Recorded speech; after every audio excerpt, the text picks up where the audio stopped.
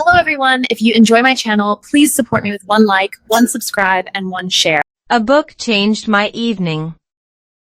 Have you ever looked at someone and wondered how a simple habit could quietly transform an ordinary life into something happier, calmer, and even more meaningful? I never expected the answer to be hiding inside a free library book on a quiet evening in the United States. What happened that night surprised my husband, amazed my children, and completely changed the way I practiced English without feeling like I was studying at all. By the end of this story, you may never look at reading the same way again, because sometimes the smallest decision opens the biggest door. My name is Emma, and this is my real life in America today. Every morning begins with the familiar sounds of our neighborhood waking up. School buses stop at the corner, neighbors wave while walking their dogs, and coffee shops slowly fill with people carrying books along with their morning drinks. At first, I thought they were preparing for school or work. Then I noticed something unexpected. Many of them simply loved reading. Young parents read while waiting for their children. Older couples shared novels in the park. Teenagers sat under trees with fantasy books instead of scrolling endlessly on their phones. The more I watched, the more curious I became. Why did reading seem to be such an important part of everyday American life? One rainy Tuesday evening, after finishing dinner, I found an old novel resting on our living room shelf. I almost ignored it. My phone was nearby, tempting me with endless videos and notifications.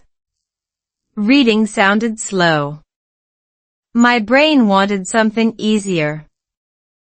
Still, for reasons I cannot fully explain, I opened the first page. The English was simple enough for me to understand without a dictionary every few minutes. Instead of translating every sentence, I simply listened to the words inside my mind. I read slowly, almost like having a quiet conversation with the author. For the first time in months, learning English did not feel like homework. It felt peaceful. Something surprising happened after only 20 minutes. My shoulders relaxed. My thoughts became quieter. I stopped worrying about unfinished chores, emails, and tomorrow's schedule.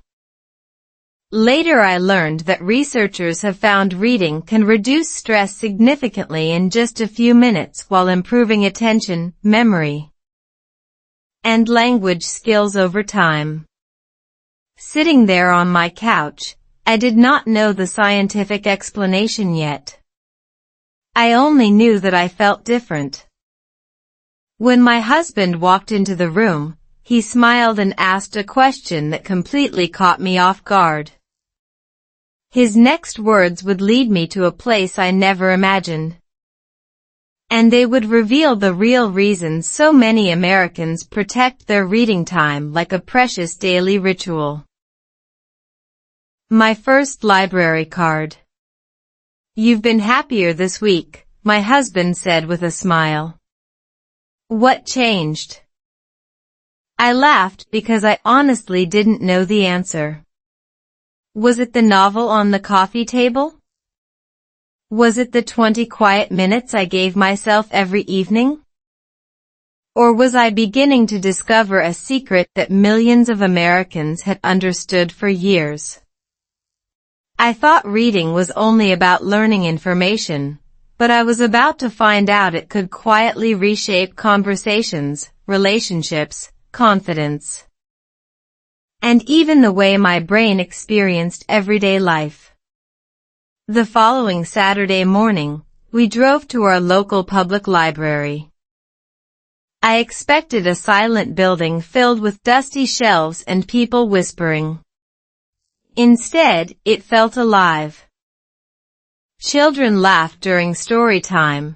Teenagers studied together with laptops. Parents read picture books beside colorful rugs.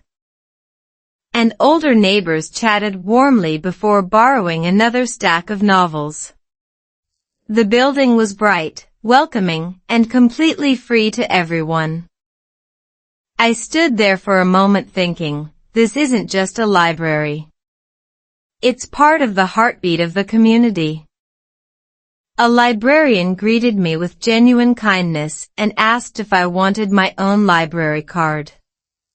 Less than 5 minutes later, I was holding one in my hand. It looked simple, almost ordinary, but somehow it felt like an invitation into a completely different world. Thousands of books, audiobooks, magazines, language resources, and digital collections were suddenly available without spending a dollar. I understood why so many American families visited every week. Reading here wasn't treated as a school assignment. It was simply part of everyday life. I wandered through the English fiction section and chose a novel written in clear, natural American English. I promised myself I would not stop every time I saw an unfamiliar word. Instead, I would enjoy the story first and allow meaning to appear through context. Surprisingly, my listening also improved because I borrowed the audiobook version. At home, I listened while following the printed pages.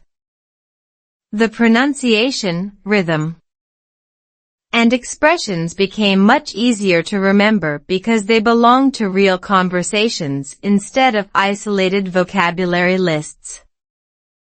Later that afternoon, I noticed something unexpected.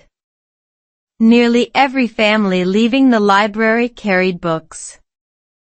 Some children hugged their favorite stories like birthday presents. Parents looked genuinely excited to read together at home. It suddenly became obvious that reading wasn't only creating smarter students. It was creating stronger families, calmer evenings, and deeper conversations. As we walked toward the parking lot, the librarian called my name one last time and handed me a folded paper. "Don't miss next Friday," she said with a knowing smile. "It might change the way you think about books forever." I unfolded it inside the car, and the first line instantly made my heart beat faster. Love between the pages. The flyer looked ordinary, but one sentence refused to leave my mind. Community reading night, bring someone you love. I smiled at first, then quietly folded the paper into my pocket. It sounded simple, almost too simple. Yet something told me this evening would become far more important than borrowing another book. I had no idea that one unexpected question, asked in front of complete strangers, would reveal why so many American couples keep reading together long after the excitement of new love begins to fade. The following Friday, my husband and I walked into the library just before sunset. Soft music floated through the room, small lamps glowed beside comfortable chairs, and dozens of couples, families, and friends were already chatting with books resting on their laps. Nobody seemed rushed. Nobody was staring endlessly at a phone.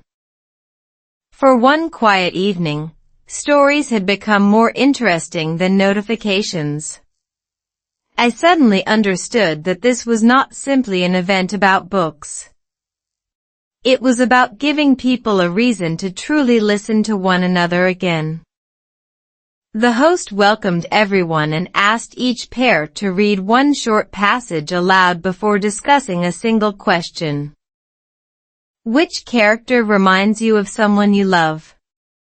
At first, I felt nervous. Reading English aloud in front of strangers sounded intimidating.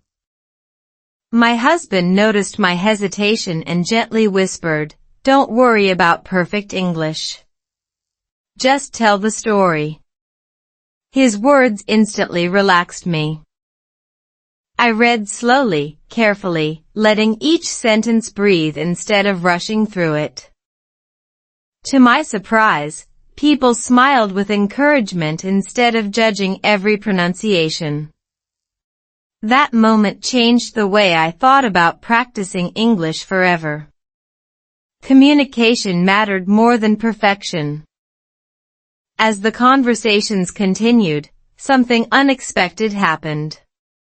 Couples laughed while remembering old memories. Parents shared childhood stories with their children. Even people who had arrived alone quickly found someone willing to exchange ideas about the books they loved. Researchers often explain that reading literary stories strengthens empathy because our brains practice understanding another person's emotions. Sitting there, I didn't need a scientific paper to believe it. I could actually see it happening all around me. Books were quietly helping strangers become friends and helping families become closer. Driving home beneath the warm American summer sky, my husband reached over and squeezed my hand. "We haven't talked this much in weeks," he said softly. He was right. One evening with a book had created deeper conversation than hours of watching television together. I smiled, believing the night was over, until my phone buzzed with a message from the library. It wasn't a reminder. It was an invitation to something so unusual that I read it twice before realizing this story was only beginning. Reading at home together. The message from the library arrived just before bedtime, and the title alone made me stop breathing for a second. 30 Days Without Screens After Dinner. I almost laughed because it sounded impossible. No television. No endless scrolling. No checking messages every 5 minutes. Just books, conversation, and family. My first thought was, there is no way my children will agree. My second thought was even stranger. What if this simple challenge was the hidden reason so many American families seemed calmer, closer, and genuinely happier than I had imagined? The next evening, I placed a small basket beside our living room sofa.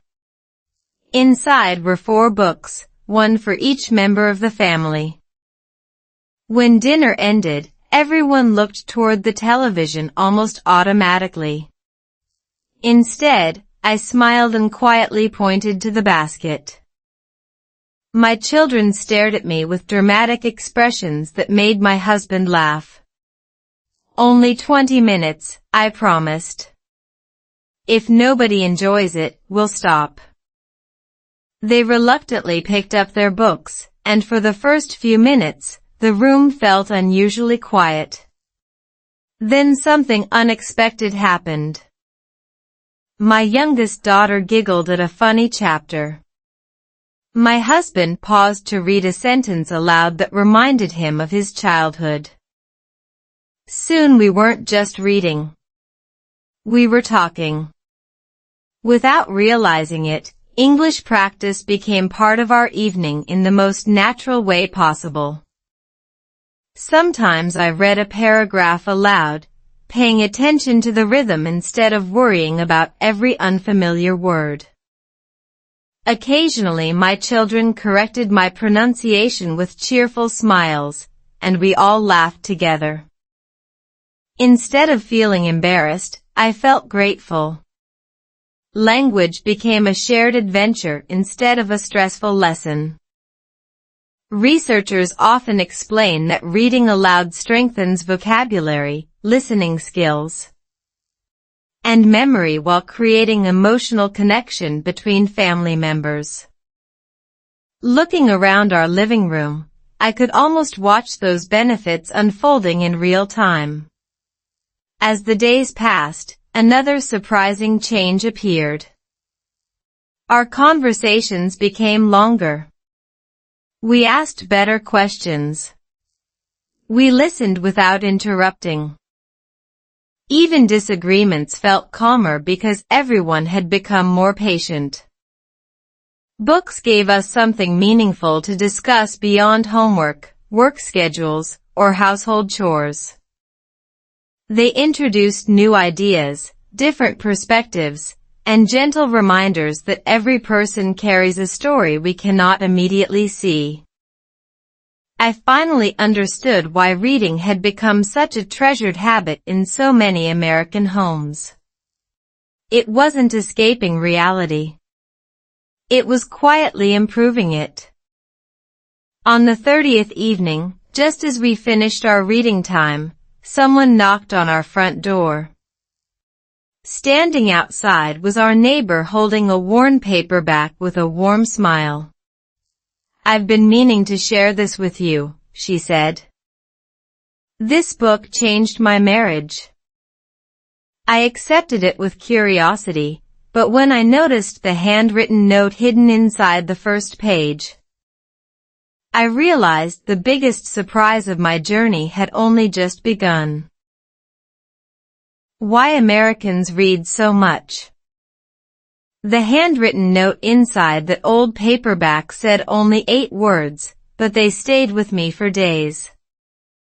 Books saved us when conversations almost disappeared. I looked at my neighbor, expecting a longer explanation, but she simply smiled and walked back home. What kind of book could rescue a marriage? Why would someone treasure a worn novel more than an expensive gift? That quiet mystery pulled me into a journey that revealed something many people notice about America but few truly understand: the culture of reading is not built only on education. It is built on connection, curiosity, and hope. The next afternoon, I met my neighbor for coffee at a small bookstore cafe just a few blocks away. Nearly every table was occupied. Some people were reading alone. Others were discussing novels, biographies, or history books with friends. A mother quietly read beside her young son while he turned colorful pages with excitement. Nobody seemed to be there because they had to read. They were there because they genuinely wanted to. My neighbor smiled and said, "Around here, reading isn't just a hobby. It's how many people slow down enough to hear their own thoughts." Her words made me pay closer attention to everyday life around me. Book clubs met at community centers. Local schools organized family reading nights. Public libraries hosted free events every week. Even neighborhood parks sometimes held outdoor story hours during the summer. I began realizing that reading was woven naturally into American life. It wasn't presented as something only for students or experts. It belonged to everyone, regardless of age or background. That welcoming attitude made reading feel less intimidating and much more enjoyable. My own English improved almost without notice because I stopped treating every page like a grammar test. Instead, I focused on understanding the story. Whenever I found an unfamiliar expression, I guessed its meaning from the surrounding sentences before checking it later. Surprisingly, I remembered those expressions much longer because they were connected to emotions and real characters. Cognitive researchers often explain that stories help the brain retain language more effectively than isolated vocabulary lists because emotions Strengthen memory. I wasn't trying to memorize English anymore. I was living inside it, one chapter at a time. Before leaving the cafe, my neighbor finally revealed why she had given me that old paperback. Inside the back cover was a faded photograph of her and her husband from nearly 30 years earlier. "This book started everything," she whispered. Then she looked directly at me and added, "Tomorrow, I'll tell you the one reading habit that saved our family when we almost lost each other." I drove home wondering if one simple habit could really change an entire life, and whether my own family was about to discover that answer. Science behind reading. What if I told you that the most powerful habit for your brain doesn't require expensive technology, perfect motivation, or even hours of free time? That question echoed in my mind as I waited to meet my neighbor again. She had promised to reveal the reading habit that helped save her family, but what I discovered that afternoon was even more surprising. It wasn't only a personal story. It was a combination of everyday experience and fascinating science that completely changed the way I viewed books, learning English, and even the future of my own family. We met on a sunny afternoon in a quiet park where people sat beneath large trees reading while children played nearby. My neighbor smiled and pulled a well-used bookmark from her novel. On the back, she had written one sentence, "Read together before solving problems." She explained that whenever life became stressful, she and her husband spent 20 peaceful minutes reading before discussing difficult topics. At first, I thought it sounded too simple to make a real difference. Then she explained why it worked. She had recently attended a community workshop where educators discussed research showing that reading can lower stress, improve concentration, strengthen empathy, and support long-term memory. Some studies even suggest that reading fiction encourages people to better understand the emotions and perspectives of others. Suddenly, her family tradition made perfect sense.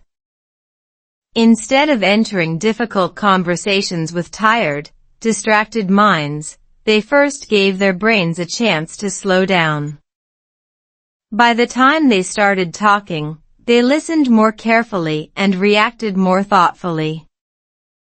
That evening, I decided to try the same approach at home. Before dinner, I spent 20 minutes reading a short English story.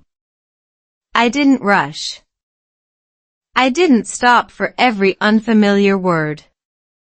I simply enjoyed the flow of the language and let the context guide me. Later, when my husband and I talked about our busy schedules for the week, I noticed something unexpected. I wasn't impatient. I wasn't distracted. I felt calmer, and I found it easier to express my thoughts in English without overthinking every sentence. It reminded me that language grows naturally when the mind feels relaxed rather than pressured. As the weeks passed, reading became less of a routine and more of a quiet reset button for our family.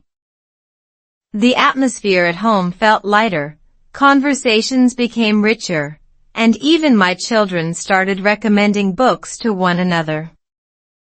Then, just when I thought I had uncovered the biggest secret behind America's reading culture, my daughter walked into the living room holding a notebook she had been hiding for months. "Mom," she said softly, "there's something I want to read to you." The first sentence she spoke made my eyes fill with tears. Reading helped my English. I thought I was teaching my children the value of reading, but one quiet evening they became my greatest teachers instead. My daughter held a small notebook against her chest, took a deep breath, and began reading words she had written after watching our family change over the past few weeks. I expected a sweet little story. What I heard instead completely stopped me. It revealed something I had never noticed about myself. And it answered the question that had quietly followed me since I picked up my very first library book. Why did reading make life feel so different? Her voice was soft but confident. Mom, she read, our house sounds happier now. Those 6 words reached my heart immediately. She wrote about how dinner conversations lasted longer, how everyone laughed more often, and how evenings no longer disappeared into separate screens. Then she looked up and smiled. I think books gave us more time together. I couldn't speak for a moment. My husband quietly reached for my hand because he felt exactly the same way. Later that night, I opened another short English novel and noticed something surprising. Pages that once seemed difficult now felt comfortable. I wasn't translating every sentence anymore. Instead, I understood the meaning naturally because I had spent weeks listening to real conversations through stories. I also discovered a simple habit that transformed my English practice. I listened to the audiobook while following the printed pages with my eyes. Hearing pronunciation, rhythm, and emotion at the same time made new vocabulary much easier to remember. Language researchers often explain that combining reading and listening strengthens comprehension because the brain processes information through multiple pathways. I didn't need to memorize complicated grammar rules first. The stories themselves became my teachers. One afternoon at the library, a volunteer asked me whether I had been studying English for years. I laughed because my biggest change had not come from longer study sessions. It came from enjoying stories every single day. When learning becomes meaningful, consistency feels effortless. That realization completely changed my confidence. Instead of asking, how many words did I learn today? I started asking, what story stayed with me today? The second question always made me want to return tomorrow. As we prepared for another family reading night, my husband placed a brand new novel on the table with a mysterious smile. Inside the cover was a note that read, "Open this book on your anniversary." I stared at him in confusion because our anniversary was still several days away. He simply winked and said, "Some stories should be opened at exactly the right moment." I had no idea that hidden between those pages was a surprise that would change the next chapter of our lives forever. A difficult season. Have you ever opened a book expecting a pleasant surprise, only to uncover something that made your heart race before the first chapter even began? That was exactly what happened on our anniversary. My husband quietly placed the novel into my hands, smiled without saying a word, and waited. Hidden inside was not a love letter, not a gift card, and not a photograph.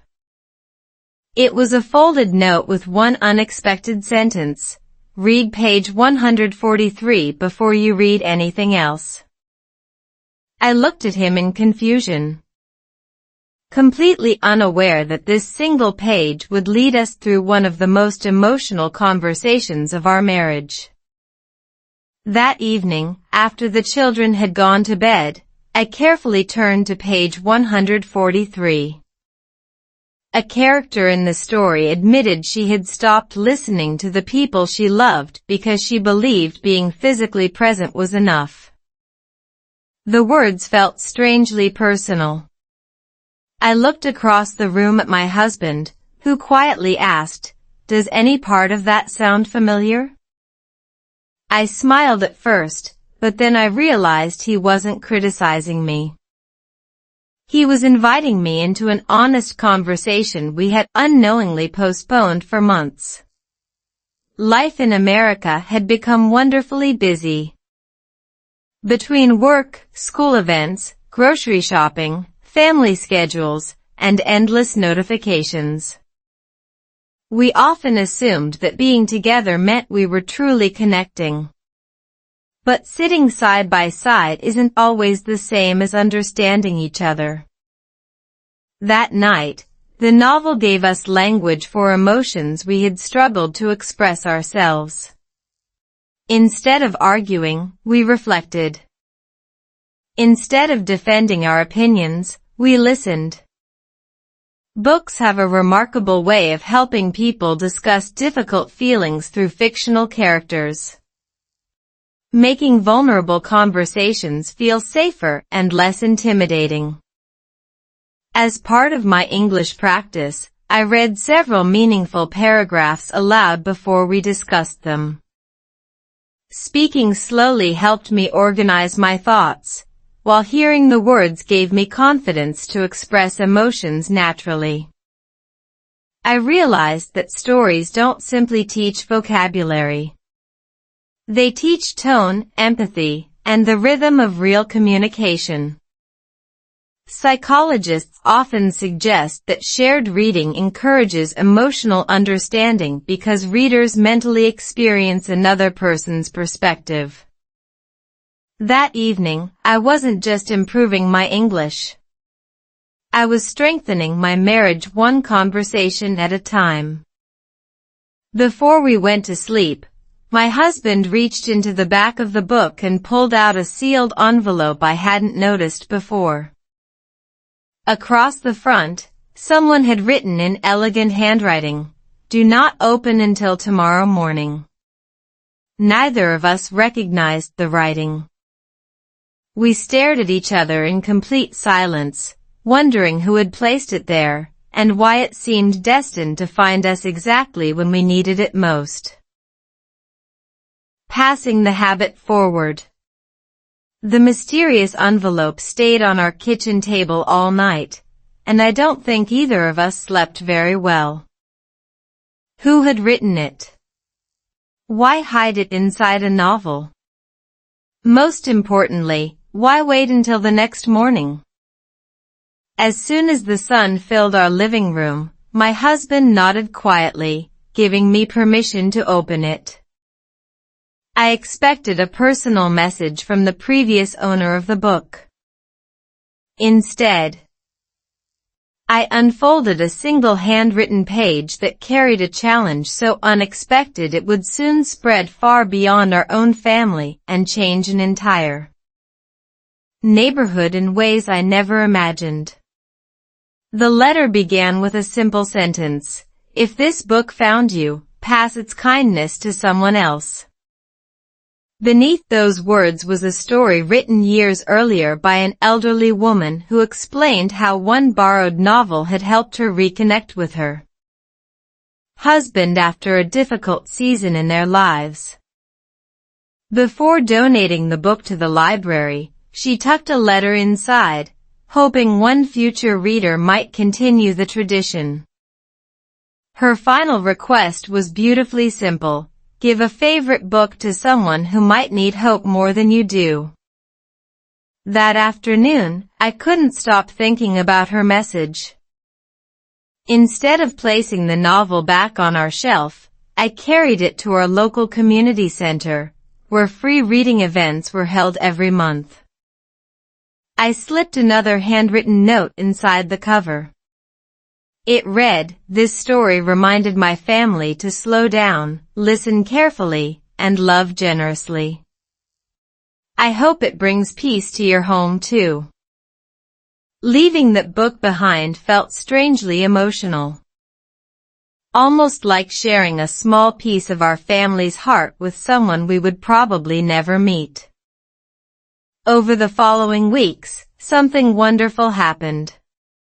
Friends began exchanging books instead of buying expensive gifts. Parents organized neighborhood reading circles for children. Our local library displayed a shelf labeled "Books that Travel with Kindness," encouraging visitors to leave personal messages for future readers. Watching complete strangers smile while discovering handwritten notes hidden inside novels reminded me that stories can travel farther than we ever can. At the same time, my own English continued improving naturally because every new book introduced fresh vocabulary through meaningful experiences instead of isolated exercises. Learning no longer felt like studying. It felt like living. One afternoon, the librarian approached me with excitement shining in her eyes. She placed a familiar paperback into my hands. It was the very same book I had donated weeks earlier. This time, however, it contained dozens of new handwritten notes from readers across the community. As I slowly turned the pages, one final message caught my attention. It was unsigned, deeply personal, and ended with a sentence that made my heart stop for a moment. "I think this book was always meant to find you." Reading enriches life. What if the greatest gift you leave behind isn't money, a perfect career, or even a beautiful home, but a story that quietly changes someone you'll never meet? When I read the final handwritten message inside that traveling book, I realized this journey had never been about finishing one novel. It had always been about beginning a new chapter in real life. And the most surprising part was this: the person who changed the most wasn't the stranger who found the book. It was me. I sat quietly inside the library while turning the final pages covered with messages from families, students, grandparents, and young readers across our community.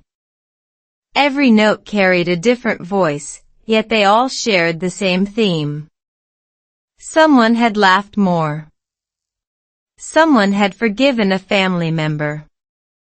Someone had finally found the courage to start reading English every evening. Someone had discovered peace after a difficult season.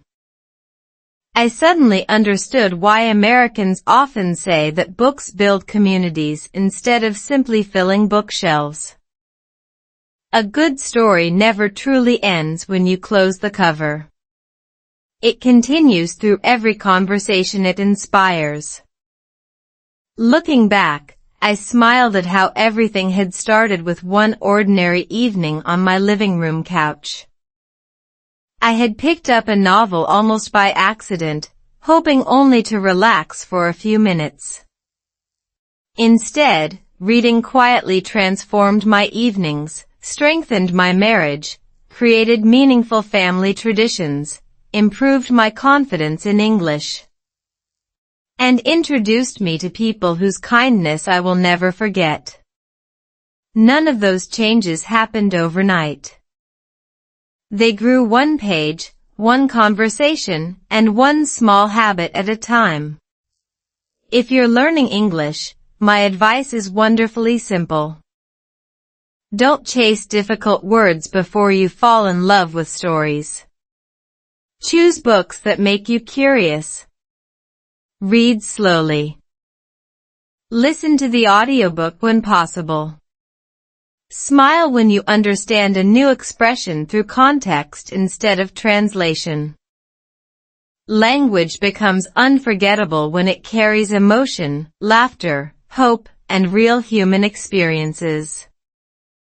Scientists continue to discover that regular reading supports memory, attention, empathy, and lifelong learning.